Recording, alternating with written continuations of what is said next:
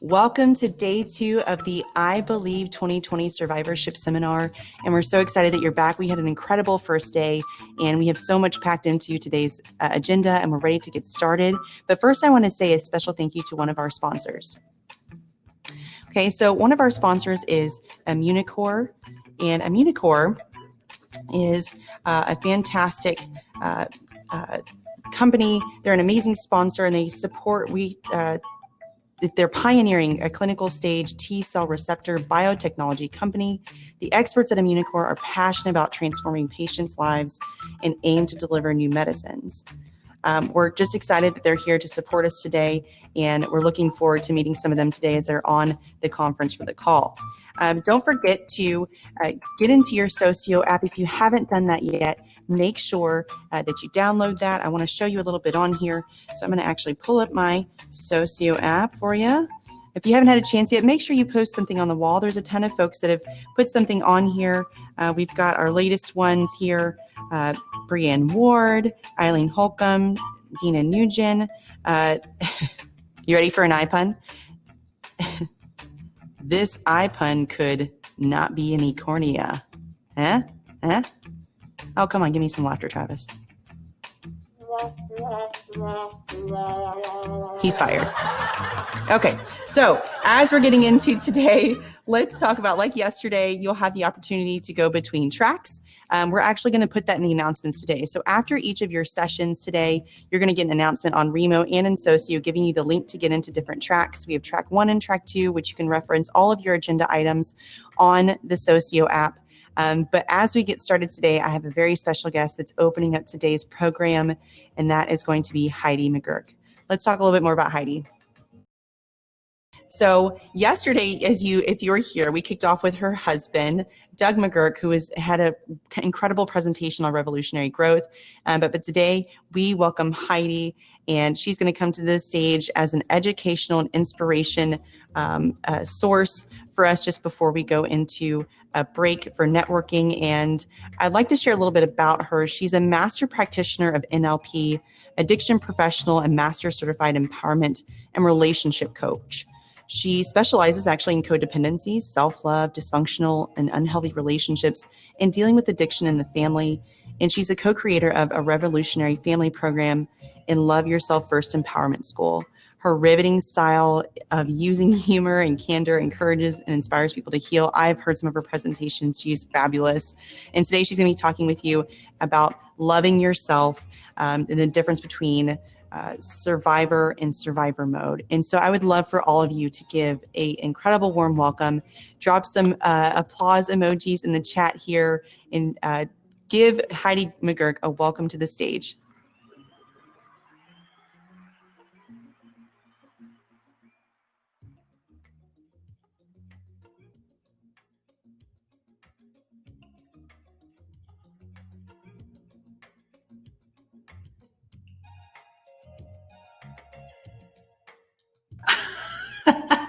Oh, hello. I think I'm here. Am I here? I mean, what an existential question to open up the thing. Am I really here? It's like a Shirley MacLaine moment. Hey, everybody. First of all, can I just say what an absolute honor it is to just be here speaking. Lauren is a dear friend of mine, and man, what an amazing opportunity to be here with you all. And I have to just out myself, okay? So when Doug had said to me, hey, Heidi, we want you to come and do a talk, I was like, I was really concerned at first because I was like, what am I going to possibly say? I'm not going through anything like this. What do I have to offer? I'm an entrepreneur. I have a global training company. I teach empowerment for a living, right? What am I going to do? And I felt really stupid because he looked at me, and Doug, if you saw him yesterday, he looked at me and he was like, Heidi, you're a survivor. And I was like, oh my God, that's right. I am a survivor. And the people that I work with are actually survivors. The people that I equip and empower and the coaches that I train, and our mission at our global training and coaching company is to empower and equip people who have been through significant pain and challenge in their life so that they can use that pain and challenge for a force for good, a force of nature, right? So that we can be the light in the world and, or at least just get, not just go beyond just surviving, just getting through, right? And that's what I wanted to come talk to you about today. It really clicked in my head and I thought, man, I have some stories to share with you. I have some perspectives that I want to offer you, that our stories might not be the same stories, but ultimately struggle is struggle, and surviving is really something we can all agree upon. And so there's a big difference to me between being a survivor, which is amazing, okay, absolutely unbelievable, survival skills, which are very important and necessary. And then the last thing, which almost killed me, which is called survival mode. Now, I want you to be commenting. I can see you and read your comments here.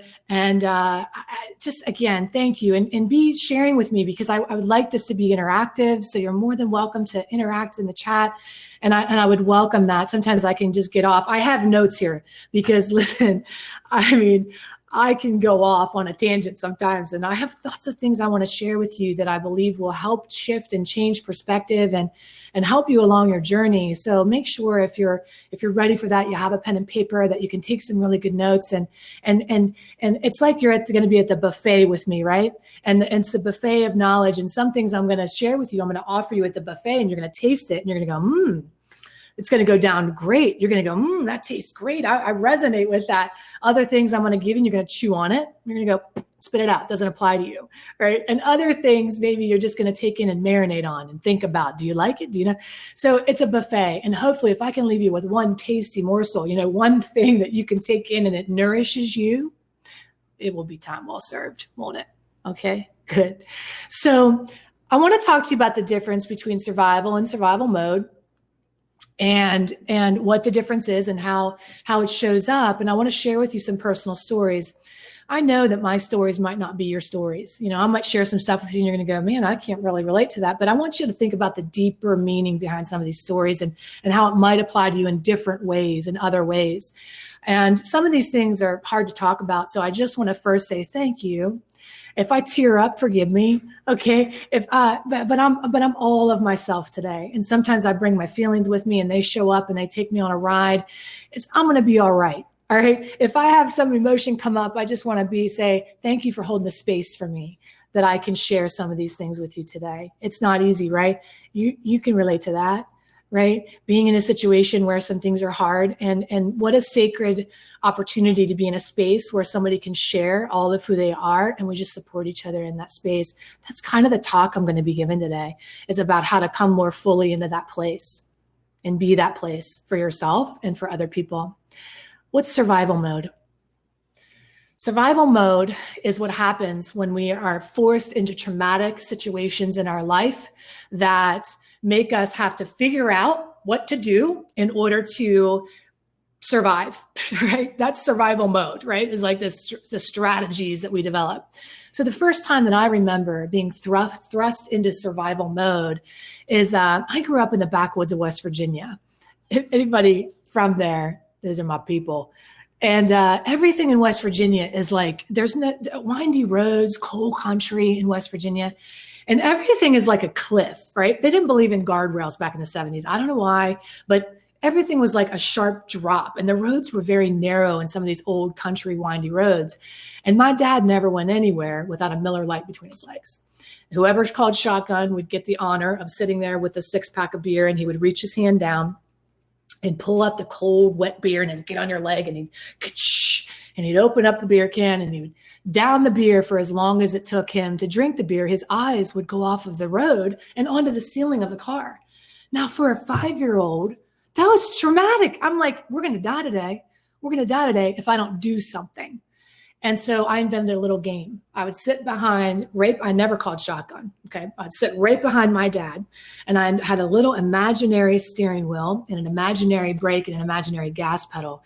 And from the back of that car, I steered my way. So when he would like be drinking, I'd be like, burp, steer the car, and magic would happen. When I turned the wheel would turn. When I'd brake, the car would brake. And I thought, from a 5-year-old's brain, I was controlling the car. Not just that, by the way. I didn't think I was just controlling the car. I thought I was saving my family. And in that moment, a survival skill, a survival personality, okay, that's right. So somebody just said survival mode is 2020. Hell yeah, girl, right. So, but survival mode in that moment is a personality that we take on in order to survive, thrive, connect, or cope in that situation. And I took on the personality in that moment of fixer. I was going to fix this thing. The hero. I'm going to save us all. I became a hero in that moment. I took on a personality of a hero. Dun, da, da, da, put on my cape. I'm going to save the day and steer the car. A fixer in that moment. You're not going to steer the car. I'll do it myself. I'll fix it. The only person I can count on is me. At 5, I'm learning this message. I'm learning the message that, I can control things. And growing up in that traumatic environment, you had to survive a lot, as you can imagine, in an alcoholic, really crazy, dysfunctional house. I remember one time, I had it and I collapsed. I was like 13 years old. I think I collapsed on this yucky brown corduroy couch. You had one. Okay. Corduroy brown couch from the 70s, yucky, gross. And I was holding this like bloody rag, and I'm surveying the scene. Okay. I'm holding this rag. I'm on this chair. I'm on this couch, and I'm looking around, and my siblings are screaming their heads off, chasing each other with bats or whatever the weapon of choice was. My stepmom is in the kitchen praying in tongues over a boiling pot of potatoes, trying to pray her way out of the situation. And my dad stumbles in with a bloody head. That was where the rag came from. And he stumbles in, and he was drunk as heck. And he goes, "Heidi, you're the glue that holds this family together." And in that moment, pride came over me, and my survival skill was like, yes, that's right. I am the peacemaker. I am the fixer. I am the hero. And a hero was born in that moment. And I took that personality that was made in survival mode into my world. And that was one of the personalities. Okay. Doesn't sound too bad, right? Right now, doesn't sound too bad, right? To be the hero, to be the fixer. What happens when you're always fixing everybody else and you're always being a hero for everybody else? But when you go, hello, you hear crickets. Nobody's there for you.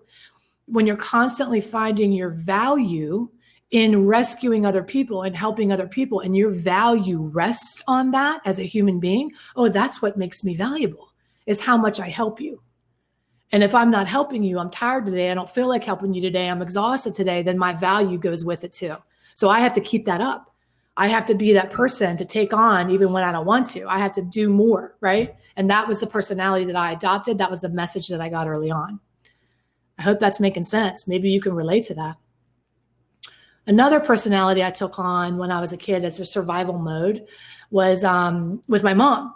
And, you might not have a situation like this, but you can start to think about in your life the kind of identities that you've taken on throughout your life. Like when I say, who are you? Okay. Who are you? I was terrified of my mom. My mom was very scary to me as a little kid. And I had good reason to be afraid of her. She was very violent. She was verbally, I just remember hiding behind closed doors, rocking back and forth, thinking to myself as a young child, where she'd be screaming things at me I didn't even understand. Okay. I mean, this is where it kind of gets hard, right? To talk about some of this stuff. Now you just picture that kid behind the wall going, what did I do to deserve this? What did I do to deserve this? Why does this keep happening to me? I didn't ask for this. Why am I in this situation? I'm a good person. I'm a good kid. I don't deserve this to be happening to me. Can you relate to that? Can you have something in your life that has happened to you that you say, I didn't deserve this? Why am I going through this? Well, I had that experience over and over and over again as a little kid, until one day, I'll never forget it. I remember it like it was yesterday. I was laying on the bed. I was 13. And my mom was beating me with the belt. And this was like commonplace. But something snapped in me that day. When I tell you something snapped, I could feel it. It was just like the blood rushed to my face. My ears got hot. And I just went, not today. I said, I'm not going to cry. That was a decision I made in that moment. I was like, I'm not going to cry no matter what. You can torture me, you can hurt me, but I'm not going to cry, because when you get my tears, you win. And that was the day I decided that vulnerability was for the weak, that only the strong survive. So no matter what, you never let them see you sweat, and you suck it up, and you barrel through your life, and you do what you have to do to survive. You do it, and you just, it's the way it is. Now at the time, maybe you can understand that, feeling like you have to suck it up, feeling like you have to just buckle down. It just is what it is, and you have to power through. For a while, that's good. For me, that was good. For a while, that worked. Those were survival skills. You see, they got me to the next level. In fact, those same skills were the skills that I used to become like this corporate executive. I was like, man, I was traveling the world. I was living in all over the country. I was traveling around. I was living in London. I was living in Vancouver. I was fixing companies because I knew how to fix things, right? So those skills of like, suck it up, put on your big girl pants, walk in, march in, and act like nothing gets you. They worked really great, those survival skills, but I was in survival mode. I cut off from myself, my own sensitivity and vulnerability, and I was paying the price for that. Because on the other side of that tough exterior, of that suck it up, you got to do it and being the hero and saving everybody else, I was falling apart at the seams behind the scenes. But I had this attitude of like pretending I'm fine. How are you? I'm fine. Those are my patterns, those are my masks, right? All the masks that I put on, the pretender mask. I'm fine. How are you? Fine. Life is good. Tracking through. Okay. The withholder. Do you have something wrong? No. Why would anything be wrong? No. Why? Not sharing my feelings or thoughts. The controller. I'll take care of it. Okay. The fixer. Do you need it? Let me help you. All these different patterns. The people pleaser. Whatever you like. They all were running full steam ahead. And who got lost? Me. I got lost because I wasn't who I really was. I was who you needed me to be. And that's the problem. The problem was I didn't even know who I was. I was a chameleon. I was like, I'll just be whatever I need to be. That's us. Most of the time, we're not who we really are. We're who we needed to be when life told us, here's what's happening. Life said, here's what's happening. And then when we scrambled to go, who do I need to be to deal with this? Not here's who I am and here's the experience and I'll deal with it accordingly. It's here's how you power through. Here's how you suck it up. And that's what happened to me. Okay. And it all came crashing down because there's only so much of that you can do. Because when you withhold your vulnerability and your sensitivity and you're walking through like the ice princess and you're focusing all your attention on everybody else and not on yourself, and then it all comes crashing down, behind the scenes, I was very, very lonely. I was very, very depressed. I was very anxious. I was anxiety ridden, just oh my goodness, just all the time, that fear of like panic, just waiting for the other shoe to drop at any minute. I looked like I was fine, but man, that shoe, I had my eye on that shoe. At any minute, it's all going to fall to crap. So I better stay on guard. I was hyper vigilant. I just was, tense and worried, stressed and scared and alone. I felt alone. Even I could feel alone in a room full of people, And it all came crashing down in 2008. And I lost that consulting thing because my work was like the only place I could hide. And I found myself. Here I was. I'd escaped and survived all that stuff in West Virginia. And here I was rolling my Louis Vuitton luggage up the hill in Westover, West Virginia. And I rolled it into the house, past the nicotine stained carpets and nicotine beer stains and nicotine on the walls. And I sat my butt down on the brown corduroy couch that I escaped. And I went, how the heck did I get here? Why me again? Why am I here again? How did I get here again in this situation? Why do bad things keep happening to me? And I just thought in that minute, I can't do this anymore. And again, I had another snap, but it was a different kind of a snap to lodge, being an episode of Snapped, right? I decided that I want to make sure that I read your comments here. I decided that in that moment, something had to give in my life. Something had to change. And for me, I asked myself two very important questions. I said, okay, something's got to give in my life, because the truth is I'm really not happy. The truth is I am in survival mode. The truth is I wake up and I go, just get it through. Just get done. The truth was I felt alone, even in my own relationships. The truth was I was afraid to tell what was really going on. The truth was I thought if I had a problem, I was a problem. I was a perfectionist. I wanted to be perfect and portray to the world, but it was a sham, and it was inauthentic, and it wasn't real, and it just wasn't working. So I said, what do I really want? What do I really want? And what am I no longer willing to settle for? And not those two questions, the willingness to ask those two questions started the journey, but the answer to those two questions changed my life forever. And ever since then, I started applying them to my life, and I was able to, when I was at that worst point in my life and I was was depressed and anxious, and because I wasn't like authentic in my real life and how I really felt about things, I was coping behind the scenes with some really self-destructive strategies. I was binge drinking, I was self-medicating, I was shopping, I was buying things I didn't need, I was isolating, I was blowing up on people when I get to that ticking time bomb, like I'm so nice, and then I'm like, that was me. It was like multiple personalities, like what the heck, And so ever since I asked myself these two questions, I got to work on my life, and believe me, make no mistake, it was work. I don't want to pretend it wasn't work, but I went to work, and then I started working in a drug and alcohol treatment center with a bunch of survivors, a bunch of people that have post-traumatic stress, complex post-traumatic stress, people that have health crisis, people that are dying, people that have disease, people that are in crisis. And thousands of people came to that treatment center. And I said, well, Miss, maybe this worked for me, but will it work for somebody else? Is this the answer? By the way, I'd ask all the people in the treatment center, I'd say, what's the one thing you can learn to master that would change your life forever? And they'd say, I need to learn how to love myself. I need to learn how to love myself so I can weather the storm, so that I don't get shaken when something bad happens to me. I don't get thrown off my axis, so that I can stay rooted in my love for myself, even when things are failing around me. Okay. So that I can be okay and peaceful in the midst of chaos. So I can really, really be rooted. Okay. And I said, yeah, that's right. That's how I learned how to create this methodology of loving yourself first.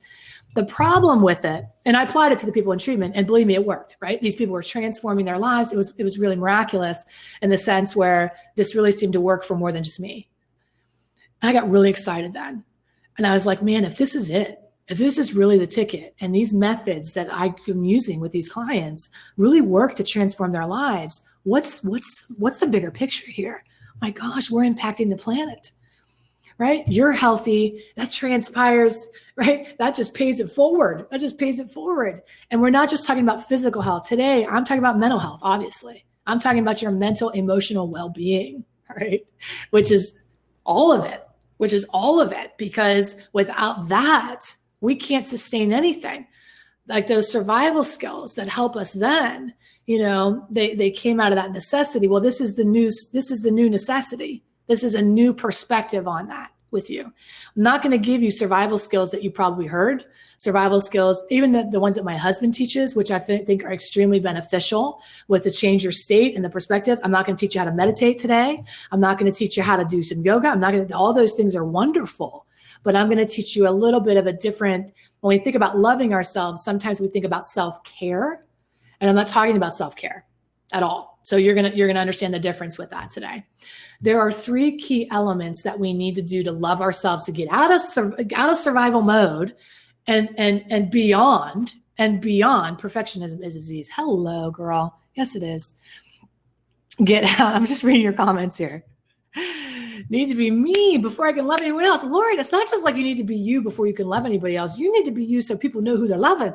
You need to be you so like people can like authentically actually love you. Otherwise, they're faking it too, because they're loving the projection. They're loving the persona. They're loving the mask. And I'll tell you what, when you change your behavior and you stop playing the rules and you take off the mask, guess what happens?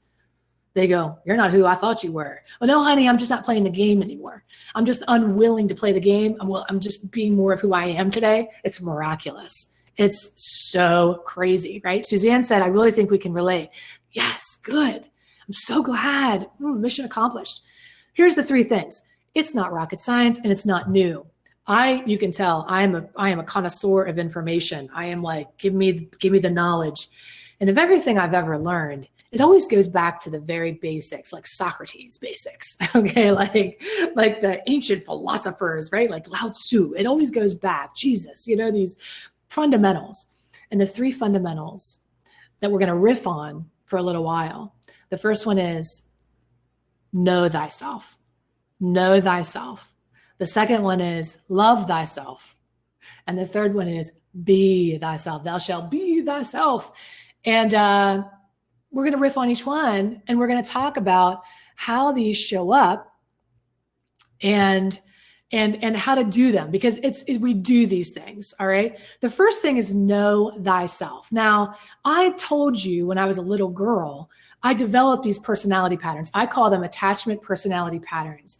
We are not who we need to be. We are not who we are. We are who we've needed to be. And in order for you to be really you, authentically you, showing up radically you have to know who you've been.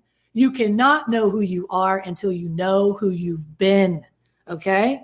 So I've developed or come to terms with 8 different personality patterns. I'm sure there are many more, but there are 8 personality patterns. Now, I can't go through each one because that would take a week. Okay. But look at this. We're about to get real up in here. Who's ready to get some serious? Okay. I'm just going to do one pattern for you today. And I'm show you how these patterns take root in your life and affect your happiness, your health, your esteem, your sense of, they basically rot your self-esteem. And your self-esteem is your gasoline to get stuff done in your life. Your self-esteem is the number one, Gloria Steinem told us, is the number one predictor of your ability to live your life on your terms, is your self-esteem. And this is where your self-esteem goes awry. One of the patterns that we've developed, we've come to terms with in these personality patterns is called the people pleaser. The people pleaser. And what is a people pleaser? Well, we know what a people pleaser is. I want to get very specific on how look, my head's cut off. I want to get very specific. Bree said, ooh, whiteboarding. It's getting real. Okay. Grab your pens, kids. It's about to go down. Pattern is how we put these patterns into our life, how we behave. Okay. So when I'm a people pleaser, I do very specific things when I'm a people pleaser. What do? Leave it in the comments. When I get into this pattern of wanting to make everybody else happy, being a hero, being a fixer, wanting to make sure that I don't, how do I behave? What are some things I do? Put them in the comments. I'm going to get you started. Okay. One of the things we do is we say yes when we mean heck no. So we say yes when we mean no. We overcommit. Who has made plans? And within a time span of an hour, only an hour has passed. You're like, what the heck did I do that for? Why did I make those plans? Overcommit. Take on more. At work, there's a project that goes on and the boss goes, hey, Susie, there's this project, and Susie's like, no, I don't have time for that. And you look at Susie and you're like, well, I can't believe she said that. How selfish. Of course she has to. I guess I'll have to do it. You make up for everybody else's inability to do stuff and you take on more than you want to. Overcommit. Let's see. You put them in the comments here. Helping others before you self yourself. So you self-sacrifice. Yes. Good. What else? Keep them coming. I have some over here too.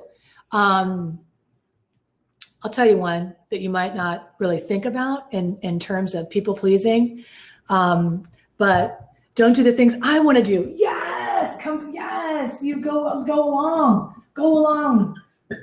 Gabby. Go along with what other people say. Man, these are good, very good. And I'll tell you one of the things we withhold are thoughts, feelings. We'll withhold our thoughts and feelings when they are what? Unattractive, deemed unattractive. Do you know what this is? Can I tell you what that is? It's an epidemic in our country. Do you know what it's called? Blame the self-development. Blame the self-improvement people. Do you know what it's called? Toxic positivity. Toxic positivity is this belief that you cannot have a negative thought or a negative feeling, or else you are going to destroy the planet, or at the very least destroy your day. All right. So it's like It's like you say something negative and it's like you farted in the room. And everybody's like, oh my God, sorry to be so gross, but it's true, right? You're like, oh my God, I can't believe you said that.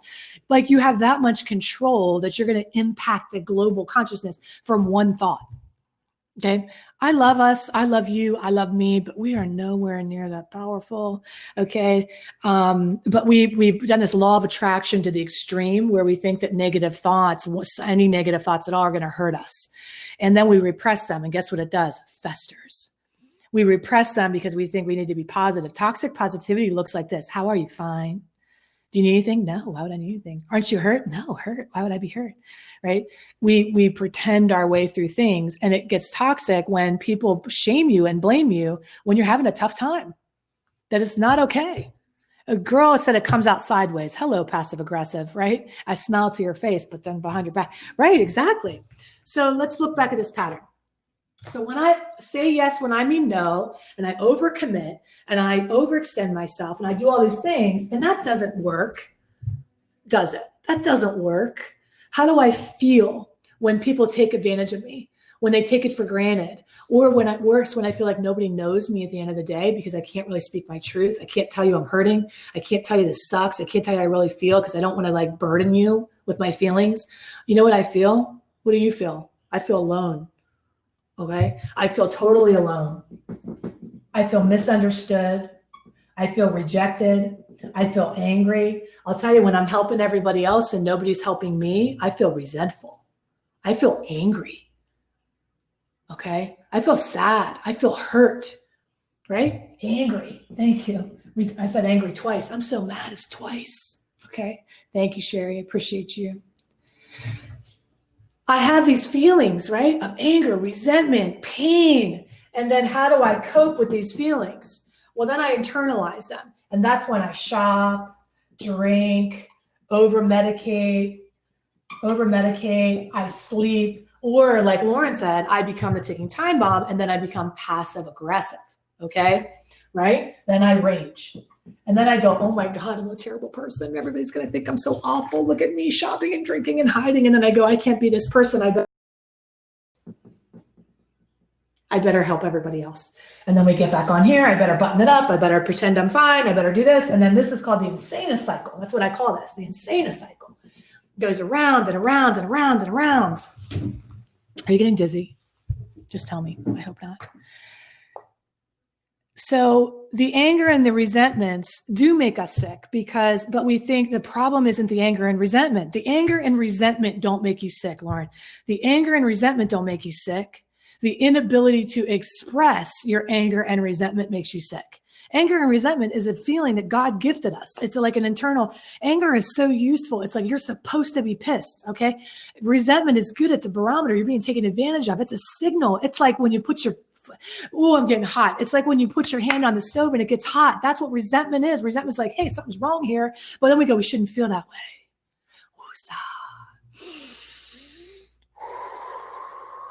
What if you should feel that way? What if somebody is taking advantage of you? What if it's not cool? What if it's not okay? The problem is when we stay there for too long, we live in resentment because we don't do anything about it. Okay, feelings are not the problem. The action that should follow the feeling is the problem. We're supposed to do something. This oven is hot. Ouch. Oh, take my hand away. Resentment feels bad. Ouch. Oh, bye-bye. Not for me. Not today, Satan. I don't want to. No, thank you. We don't know how to do that stuff. Anger, that hurt me. No, not okay. Anger by itself doesn't do anything. The inability to do what's next is the problem. And that, after knowing thyself, is the next step. Look how that flowed right in, guys. This is amazing. All right. Knowing yourself is step one. You've got to identify the pattern of behavior that you've been subconsciously engaged in. That is survival mode. Survival mode is the unconscious behavior pattern you've been running.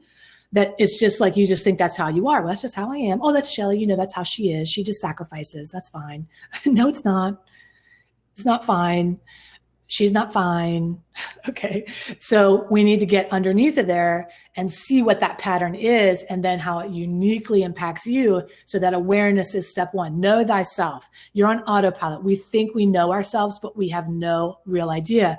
And I understand this is like really interesting because it's like, wow, man, what if it's true? What if I am on autopilot and I'm doing some of these things? The great news is now you can move into the next step once you have that awareness, right? But awareness is key. You turn the lights on and then you look around the house and see what you need to change. But if you're in the dark, you really can't see what needs to go, right? We all have that ability to see clearly because it's internal. It's not something external. It's not always that somebody needs to show you. It's like, it's there within you. It's the desire in you to actually see it. And some people aren't that brave. I have to tell you, some people are not that brave because looking back and being like, man, where did this come from? Or is this a pattern of mine? It's like, it's not fun, but here's what I know for sure. Band-Aids don't cure flesh wounds, and deep work sometimes is required to make lasting, substantial change in your life. And my clients and myself and the people that I get to serve and our coaches, once we do this work, we transform every area of our lives. Like that's it. So this is really important to know that. It's not like you're doing this over and over and over again. You do this work once and you shift your perspective, okay? And then you walk in your life. So let's talk about step 2. Yes, you need to release all that energy. Yes, amen. Okay, so let's go now to the second step, which is after we know thyself, we love ourselves. Now, this is the most misunderstood thing in the world. When I say love yourself, can you please tell me some of the things? Now, we might be just working with people that I know you guys are a little further down the road than a lot of people. What do typical people tell you when they say how to love yourself? Lauren corrected. She said, holding on to anger and resentment. Amen. I knew that's what you meant. Very good. Lauren, you know why you know that? Because you've done so much work. Look how far you are. Look at everything. And you help so many people. It's unbelievable. You're a superstar. And every time I'm around you, Lauren, I genuinely feel like I can just be me. You know, what a gift you give to people too. I'm going to get choked up. I love you. Okay, let's get back. So what are some traditional ways that people tell us to love ourselves? What do they say? You've heard it. They market to us. What do they say? Get this bath bomb. Get this manicure. Get this hair dye. Join this gym. You know, these are the ways that you're going to love yourself, right? These are the ways that you're going to love yourself. Get this cologne. Hello, Nancy. Spa day. Yes, spa day. Go on this trip. What do you need? You want to love yourself? People who love themselves go to Mexico. Okay? Yes. Do something for yourself. Massage. I can't tell you how many times I took a bath with the best bath bombs you've ever had. And then I went and had a massage. And then I went and had my nails done and my hair done. And I came home and still felt all alone. And still felt sad, depressed, anxious, because that's not it. That's not it. That's not it. And we've been sold a lie that that's it, that that's how you do it. And man, what a sham, because you're being marketed to, oh, get this product, you love yourself. There aren't enough bath bombs in the world to compensate for a deep-seated feeling of inadequacy, overwhelm, hurt, betrayal, confusion, resentment. There's not enough bath bombs in a way to work through resentment, but a process will do it, right? So loving yourself isn't a self-care. Self-care is something totally different. We confuse those two things all the freaking time. So here's what self-love is. Self-love, first of all, love is not a verb. I'm going to tell you this at the very end of my talk today, so I'm going to tell you now too. Love is not a feeling. Love is a verb, not a feeling. Okay. We say, oh, I love myself because I feel like I accept myself. I approve of myself. So I love myself. Well, that's a very precarious position to be in. So what if you're not approving of yourself? Does your self-love go with it? Right? Oh, I love myself because I'm taking care of myself. What if can you love yourself when it goes to crap? Okay. It's not fickle. Love is not fickle. I love you because I feel like it today. Okay. Self-love is unique to you. It's unique to all of us. Okay. This is self-love. It is the opposite of these things, because this is not self-love. This is other directed, approval seeking, needing a validation, a worthiness conversation. This is a person with something to prove. This is a person with something to prove. This is a person hustling for their value. This is a person pleading their case for affection and attention. Okay, what are we doing? What if we love ourselves? We don't need to hustle for that. If we love ourselves, we don't need to please anybody else. We just show up, man. We just show here. Here's me and all my glory. But loving yourself for this person, a people pleaser, is very specific. Okay.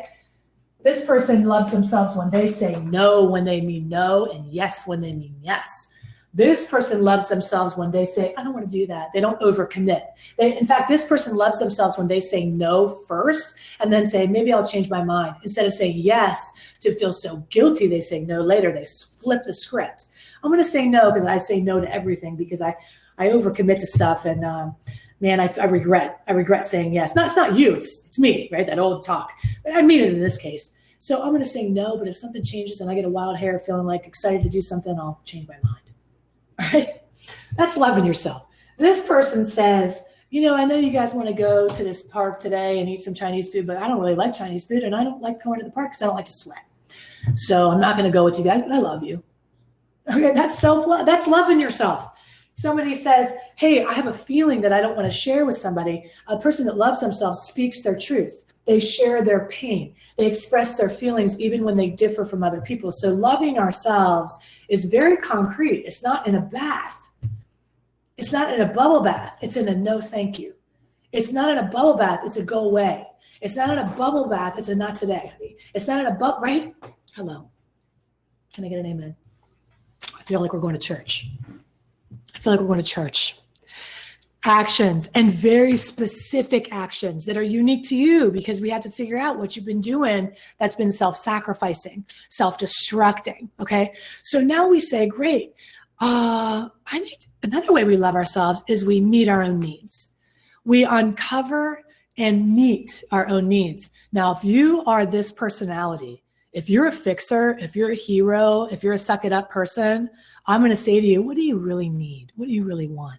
And I know what you're going to say. You're going to say, I don't know. I don't know what I need. I don't know what I need. It's been so long since I've actually focused on my real needs. I'm just surviving, right? You're in survival mode. You do not know what you need. That is normal, but it's not good. All right. So we've got to change that. Loving yourself means you meet your own needs. And here's what it doesn't mean. Now I'm going to really throw myself under the bus here, because I used to need things in my relationship. I used to get really mad at my husband. Like this one time I was in California and I was miserable. I was having a bad day. And I was like, do you ever feel that way? Like it's like a day and you're like, man, you just don't even want to deal with life at all. Okay. Right. And you're angry and you're just pissed at everything. And my husband, who you met yesterday, the master state changer, comes over and goes, hey, what's funny about your day? He tries to change my state. And I swear to you guys, I looked at him like I was going to, if I had a weapon in my hand, it would have been bad, because I would have not used it, but maybe like intimated.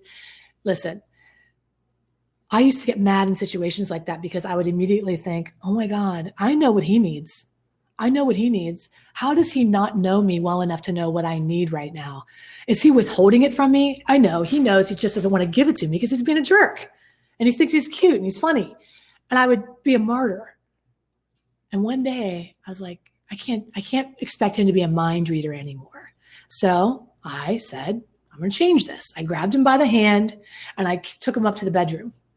It's not what you think. Okay. But I took him up to the bedroom and I spooned him, and I was like, okay, so I was laying in front of him like this. And I was like, got in a good spoon position, and I took his little hand and I started going like this. And at first he was like a dead fish. He was like smacking me. I was like, Jesus. I was like, here, soft, right? On my hair like this. And he was like, oh, okay, I think I'm getting this. And then I go, must be so hard for you. He goes, no, I feel fine.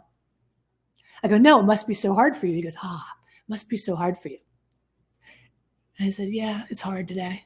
And then I go, everything sucks. And he goes, well, not everything sucks. I go, no, everything sucks. And he goes, everything sucks right now. So I demonstrated for him in the moment what I needed, right? But a couple of things have to be clear. Number one, I've got to know what I need. Do you know what you need? Nancy said she just wants a hug and she wants people to listen. Pam said she's given her life to her family. She doesn't even know. Pam, yes, every day. Pam, you know what? Nobody's going to take the time to figure that out for you. That's the sad thing. Like you would, right? You might not get that because you're like, I can look at other people and say, what do they need? And you're that person, Pam. You look at other people and you say, what do they need? Let me meet their needs. But most people aren't like that. They're not going to do it. And so you have to figure it out. You have to be the one, okay? You have to be the one. You have to be the one. We can't assume somebody else needs another needs. Yes, it's harder because you know what? Telling somebody else that you know what to need, Brianna, is so hard because it requires that vulnerability. And if you're running that old program, that survival skill program you downloaded, right, as a kid that goes, suck it up, don't have problems, toughen up, girl, be strong, and our culture does that still to this day. That's that toxic positivity. Step up. What if I want to sleep? Is that okay? That'll just be all right. Okay. So self-love is not a bubble bath. Self-love is advocacy. Amen. Yes, mama. So we have to know what we need. The other thing is, really understanding that getting those needs quicker so that we're not a ticking time bomb. By the time we express our needs, it's like, woo, we unleash the fury, right? It's like a slow, excavation of those needs, step by step, right? So beautiful. Wow. Well done. It took me a long time to figure that out. Wine met a lot of my needs, to tell you the truth, right? I was a binge drinker and I was a compulsive overeater, had an eating disorder, and I medicated with food and alcohol. And it took me a really long time to be like, what makes me feel good? What do I really need to do? And a lot of that self-care stuff came into place. But for me, the root of that was I needed to speak my truth was one of my roots. I was also always living in the fear of what was next. I was always like a hypervigilant person. I was always waiting for the other shoe to drop. So I had to learn loving myself was learning how to live in the present moment and not just yoga and meditation, but be here now. And what does that really mean? Okay, to be fully here. I also had to learn how to release the past. Loving myself meant making sense of the bad things that happened to me and putting them in perspective. And so I developed processes for those things. There are 7 things that I do on a daily basis, or I've done in my life that I just check in and say, how am I doing?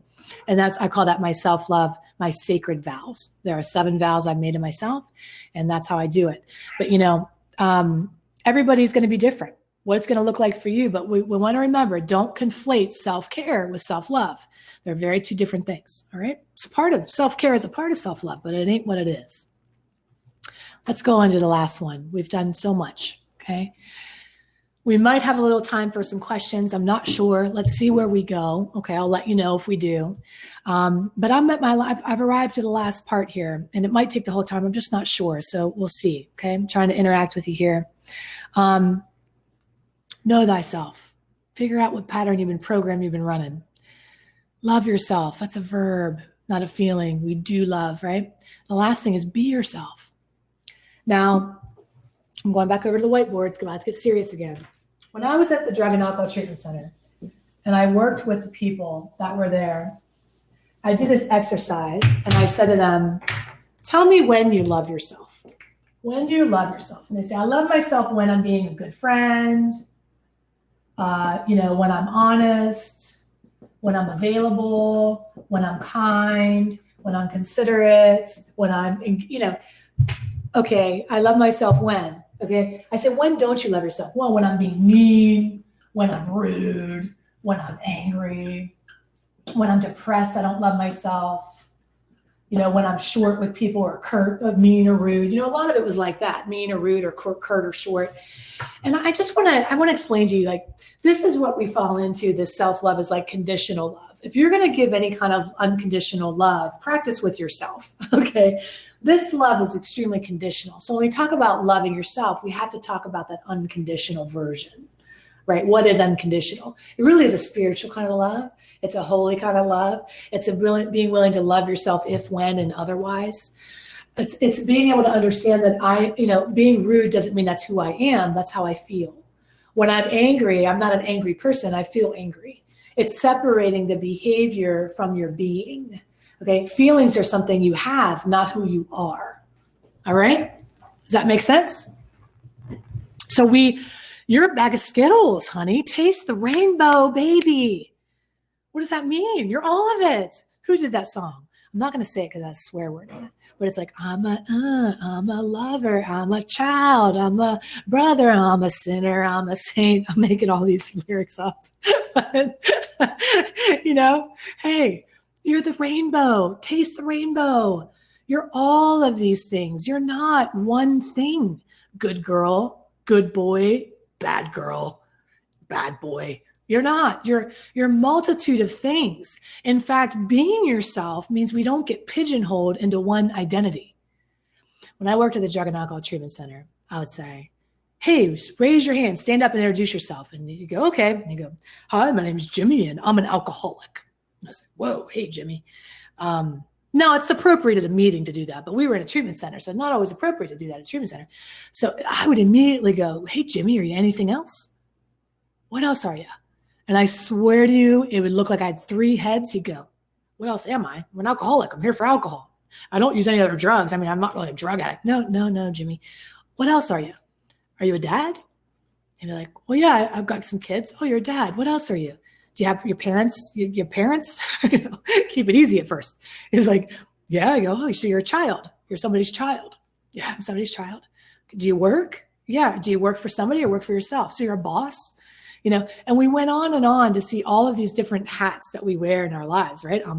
And for you're so many things, right? If we look at your life as a pie, a balance chart, okay, balancing pie, you've seen these charts and graphs, and we say, what are you? Every piece of you is a different part of who you are. I'm a friend. That's a slice of your pie. I'm a partner. Okay. If you are in a relationship, I'm a child. I'm a sister, a brother. I'm a spiritual being. I'm a child of God, if you believe that, or the universe, right? I'm a friend, I'm an employee or a boss, and I'm a survivor. I'm going to tell you something that's going to sound a little strange. When you value one position over the other, you get lost. When you value one position over the other, you get lost. Even something as miraculous as being a survivor, it'll consume your life, and you'll always have to be surviving. You'll always have to be having something to survive. What's next? You're so many things. And when you allow yourself to be you, all of you, and you don't put anything in one position for too long, if you put survivor in one position for too long, you go into survival mode. You see how that is? So the key to life is being all of you and knowing when one thing has been in one position too long, we need to balance ourselves out with the multiple positions. For me, that can be being, when people say, well, who are you? Hey, tell you, I'm an entrepreneur. Well, shit, anything else? Sometimes that we put that in the position. What are you? A caregiver. Oh, I'm a caregiver. And then your whole life is filtered through giving care. Are you anything else? What else are you? What else are you? Okay. You're multiple things. And so we need to understand that when we're being ourselves, we're also giving ourselves permission, not just only to feel all of our feelings, express all of who we are, but be these multiple roles. My husband and I caught an episode of Sister Wives once. And once we didn't watch a whole bunch of them. And I kind of liked it. I was like, this is interesting. This lifestyle is interesting. I said, would you ever do that? And he goes, what are you talking about? I already do. You're like a sister wife, right? You're sister wives all in one. And at first I would have been offended by that because I wasn't being perfect. I wasn't being like, what do you mean? I'm not a great wife. I'm not perfect. But I thought to myself, that's how it should be because I am many people. I am many things and I embrace all of it. And that is loving yourself first. I want to remind you, love is not something you feel. Love is not a feeling. Love is a verb. And so let's do it. All right. If we have a few minutes, I want to scroll back through the questions or if Brianna's here. Hey, Brianna. Oh, I can't hear you. I can't hear you yet. Am I supposed to be able to hear you? Maybe other people can.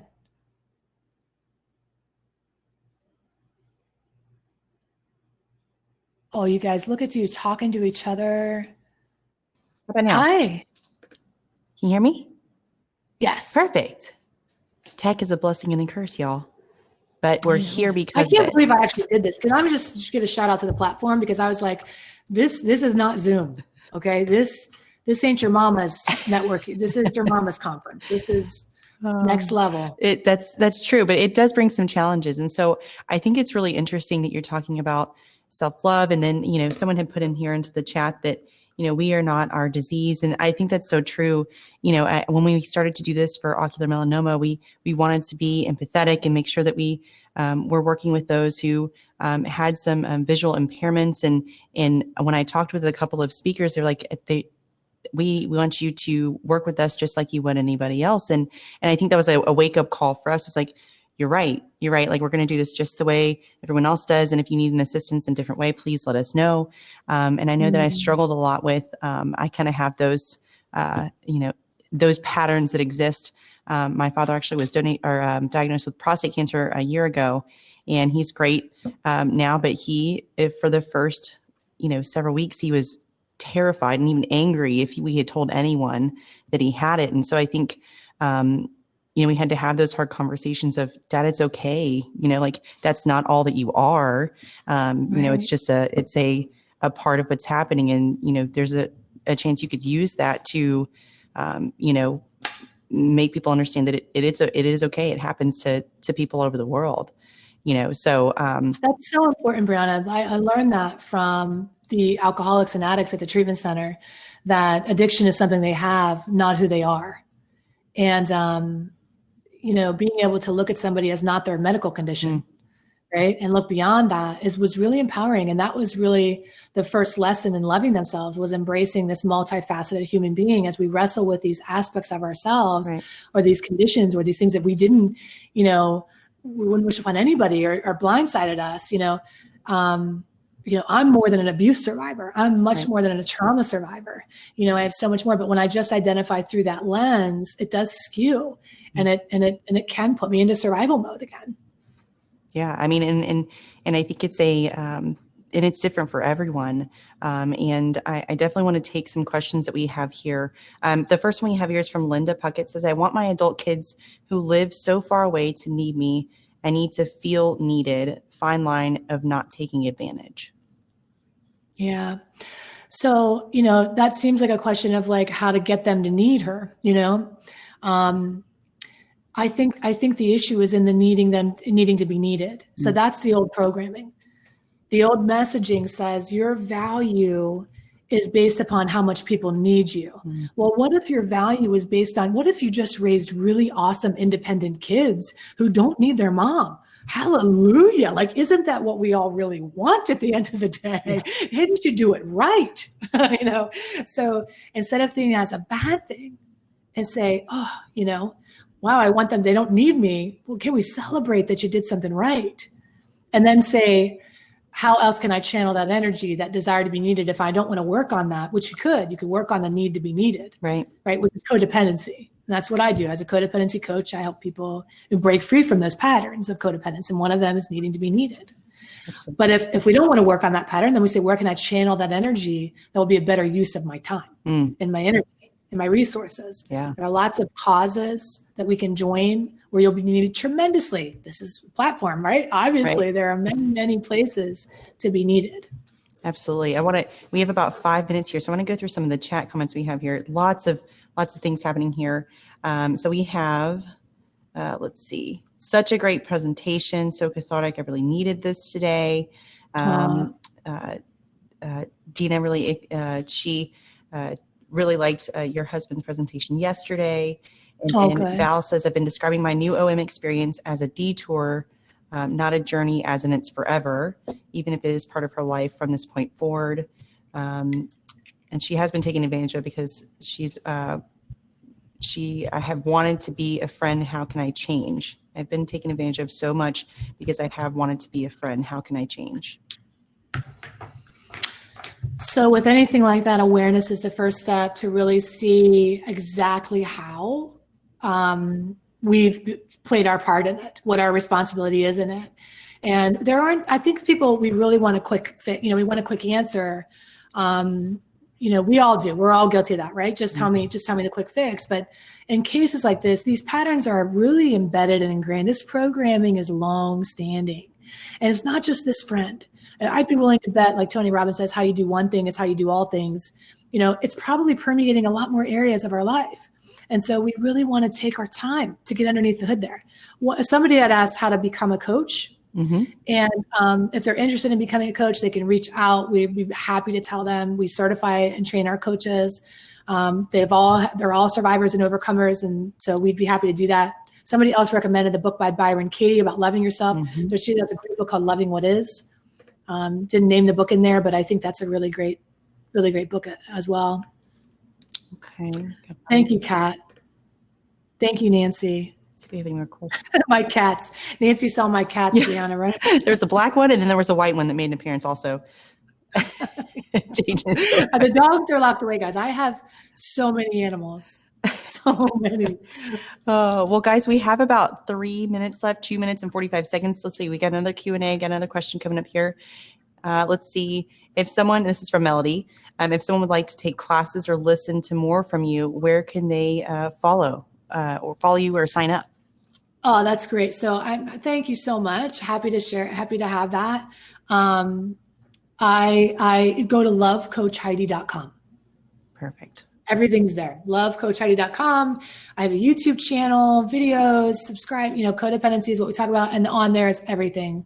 Videos, resources, coach training, family resources, everything. Yeah. And I think and it was interesting because not a lot of people know this, but Doug was supposed to be for 2 days and he had something that happened and he brought this to you kind of last minute. And I had done a lot of research. I'm a little bit of a research hoarder. So I think I saw a video that you guys had done together and I was so struck by, there was a video where you were talking about COVID and the pandemic and, saying, okay, I hear all the time that people say, oh, we're all in this together. And you're like, no, we're not in this together. I have my own stuff going on and you have your stuff going on and it's completely different. I thought that was really powerful.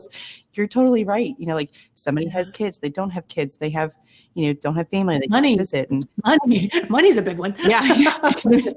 It's so crazy. So, I'm super excited that you got to come on today. And of course, if anyone wants to know more about Heidi or hear more about her message, please feel free. So Lauren, can I just say this really quickly? Lauren said, please tell them you are a coach and you coach. I am a coach.